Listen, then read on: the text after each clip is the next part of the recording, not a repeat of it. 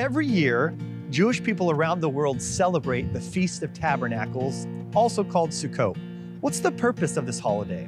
What's its significance? More importantly, why, according to the Bible, are Jewish people in Israel supposed to sleep and eat in flimsy yet beautiful tents for a week?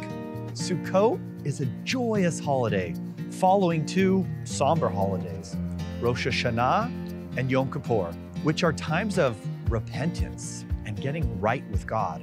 Sukkot is a transition to celebration and rejoicing, commemorating the harvest and God's redemption of Israel from Egypt. How does God instruct Israel to observe Sukkot? We see this in Leviticus chapter 23, verses 33 through 36. Again, the Lord spoke to Moses, saying, "Speak to the sons of Israel, saying, on the 15th of this 7th month is the Feast of Booths, for 7 days to the Lord. On the first day is a holy convocation. You shall do no laborious work of any kind. For 7 days you shall present an offering by fire to the Lord. And on the 8th day you shall have a holy convocation and present an offering by fire to the Lord. It is an assembly. You shall do no laborious work." And then we continue reading in Leviticus 23, 42 through 43. "You shall live in booths for 7 days.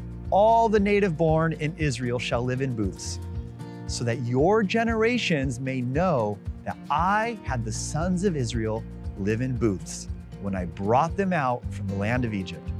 I am the Lord your God."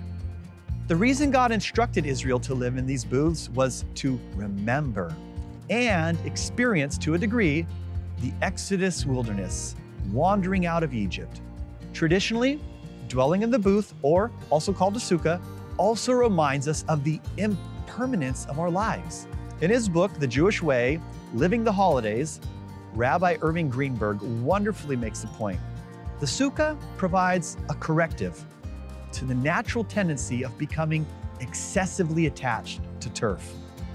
It instructs Jews not to become overly rooted, particularly not in the exile.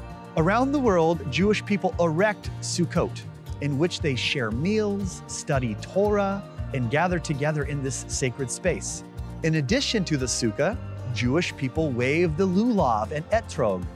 The etrog is a citrus fruit, and the lulav is a set of palm, myrtle, and willow branches all bound together. These items are referred to as the 4 species and are commanded in Leviticus chapter 23, verse 40.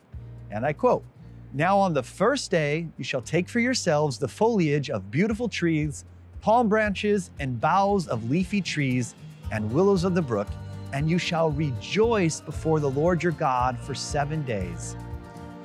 This practice praises God for the plentiful harvest that he has provided. There is one final thought to chew on, and for me, this is my favorite.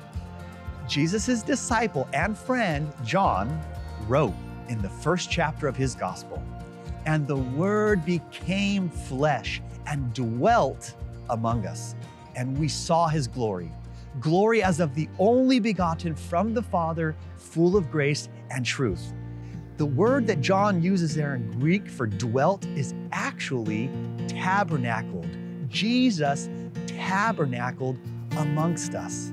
John uses the imagery of Sukkot, the joyous Jewish holiday at which time Jewish people dwell in booths to remember God redeeming Israel from the enslavement in Egypt, but also remembering the tabernacle, the tent that God himself dwelt in with them in the middle of the desert. John is saying that Jesus, God in flesh, tabernacled in the form of Jesus amongst us. God revealed himself to Israel and the rest of the world by tabernacling among us in the person of Jesus, who redeems us from our enslavement to sin. It's amazing to see God's purposes for creating such an awesome holiday. Hag Sameach.